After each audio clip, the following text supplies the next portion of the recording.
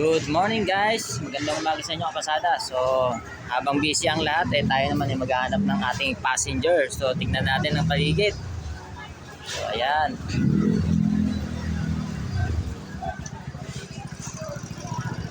Ayan guys, so maliwalas ngayong araw na to, no? Di tulad kahapon maulan. So sana okay ang araw na to at makakuha tayo ng passenger. Sana makarami tayo para maganda ang ating kita. So tara guys, samahan nyo muna ako maghanap ng passenger.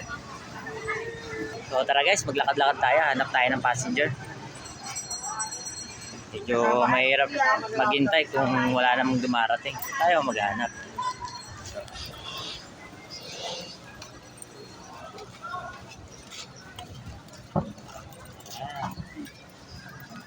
Si ate, hello po mga kapasada.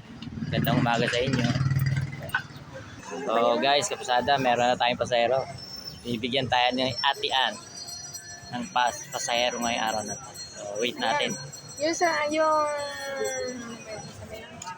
Si ate, anong address kukunin niya? mo sa sasakyan, tricycle. Pupunta dito, Alapan, ACM Phase 9, Block 34. Sige yan. Oh, wait lang guys, titingnan lang muna natin. So guys, meron na tayong pasahero sa ACM Phase 9 Alapan. So ito yung address niya guys. So pupuntahan natin. 23, 35, 20, 35, 23, 58. So yan yung binigay ng pasahero ni Ate Ann. So guys, tara, puntahan na natin. Ihatid ko muna yung kanyang order. 9040. Magkano ate? 94.